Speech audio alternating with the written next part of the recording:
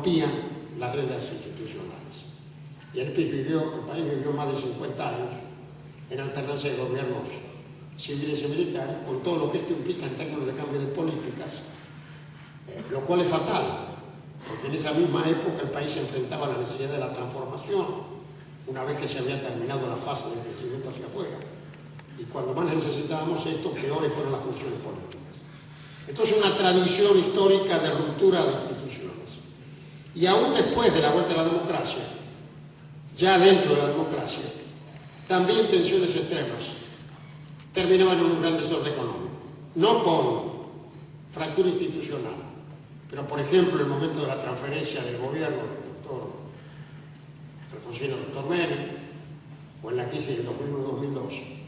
Es decir, en el largo plazo no tuvimos capacidad de resolver las tensiones ordenadamente, ni institucional ni políticamente. Lo que ha cambiado, yo creo ahora, respecto del marco institucional, que ahora sí o sí tenemos que resolver los temas dentro de la democracia. Si no hay ningún problema, creo que esto es un convencimiento generalizado, no hay ningún problema que se pueda solucionar fuera de la ley. Y esto es un cambio estructural fundamental. Y el otro es que aún en un escenario extremadamente complicado como el que vivimos, con una crisis internacional, con conflictos internos como el del campo, que fue descrito, como el tema de la sequía, es decir, en un conjunto de situaciones adversas, el sistema no descarrila, el sistema resiste. La Argentina está demostrando que aún en el marco de un conjunto de circunstancias tan negativas como las que tenemos que recordar, el sistema no se descontrola. No caemos ni en el 2001, ni en el 2002, ni como en otros momentos anteriores, en que nos quedábamos sin bancos, que el desempleo estallaba, que caía el nivel de actividad, que teníamos los cacerolazos por todos lados, un país desesperado que no sabía dónde iba. Esto no pasa ahora. En el marco de una situación económica complicada afuera y tensa adentro, el sistema se mantiene básicamente bajo control. Y esto me parece que es un dato estructural muy importante, que configura también el escenario futuro.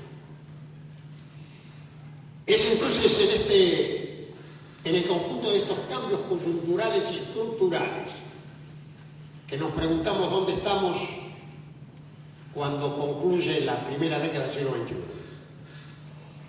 Y allí surgen varios desafíos y varias respuestas que parecen necesarias.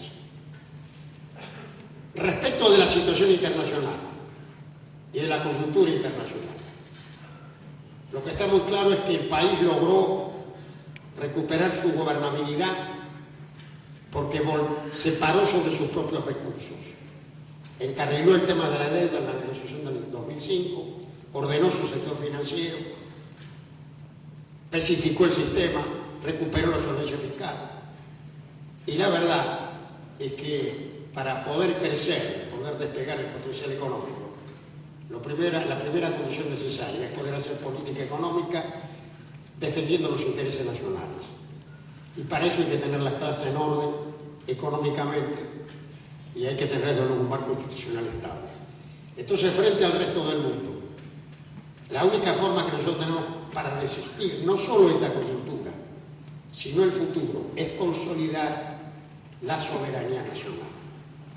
Por eso cuando en estos días algunos observadores señalan que es el momento de volver al Fondo Monetario Internacional, yo creo que sería un gravísimo error, porque el Fondo Internacional, que es un Fondo Monetario, que es un organismo que refleja necesariamente los intereses de los países centrales y que se maneja siempre con criterios funcionales a esos intereses, de ahí no podemos esperar soluciones, sino más bien problemas, como lo demuestra nuestra experiencia. Entonces yo diría que frente a este escenario internacional, lo fundamental es integrarnos al mundo, manteniendo la capacidad de conducir nuestro propio destino a partir de la gobernabilidad y del comando de nuestra propia realidad. Y desde luego ejercer esta capacidad que hemos recuperado para sostener el nivel de la actividad económica y mantener el empleo y generar posibilidades de crecimiento a largo plazo. En materia estructural, aparte de consolidar la democracia como ámbito insustituible para la prosperidad de una sociedad civilizada y moderna, y de mantener el orden económico para poder transar los conflictos razonablemente, el tema del campo y este nuevo escenario que se plantea por el marco internacional y por este dinamismo extraordinario de la producción agraria, nos vuelve a replantear los viejos dilemas del pasado. No hay ninguna duda, como decía el profesor Barsi, que el protagonismo del campo incorpora al desarrollo argentino un factor de enorme importancia. Pero al mismo tiempo podemos pensar que alcanza con el campo y alcanza con toda la cadena agroindustrial, con todo lo que el campo implica, no solo lo que produce el campo, sino lo que producen para el campo, los tractores, las industrias químicas, lo que ustedes quieran. Toda la cadena agroindustrial, toda, que debe desarrollarse al máximo integrando la cadena de valor, emplea más o menos un tercio de la fuerza de trabajo. Si nosotros tuviéramos descansáramos solamente en el campo, no sobra más de la mitad de la población. No tenemos más alternativa que construir un país parado en dos grandes pilares, el campo y la industria. Si no tenemos una gran base industrial que abarque los sectores más modernos y complejos de la industria moderna, simultáneamente con la transformación y el desarrollo de la actividad primaria, el país no tiene futuro. Este país no tiene futuro como granero del mundo. Este país tiene futuro como un gran país exportador de alimentos y de productos de origen agropecuario y al mismo tiempo exportador también de otras manufacturas provenientes de otros sectores de la actividad económica. Entonces yo creo que este tema y este momento que estamos viviendo es muy importante para resolver estos temas. Por eso les decía al principio que pensar el país es fundamental, porque podemos volver a caer en la ilusión de que en virtud de estos cambios que se han producido en la actividad primaria y en el orden mundial, tenemos futuro concentrándonos solamente en un sector tan fundamental como el del campo. Y si nosotros hacemos esto y comprendemos que tenemos que tener una estructura diversificada y compleja, y aceptamos también, como algunos economistas lo han explicado muchas veces, sobre todo un gran empresario, que además es un gran economista, Marcelo Diamant, que hablaba de la estructura productiva desequilibrada, y decía que dada la estructura productiva argentina, nosotros podemos producir productos que vienen del campo, en parte por la extraordinaria dotación de recursos naturales, muy baratos. Y si nosotros fijamos el tipo de cambio a nivel que se gana plata produciendo soja, que hay que producir soja, y ese es el tipo de cambio de mercado, nos quedamos sin industria.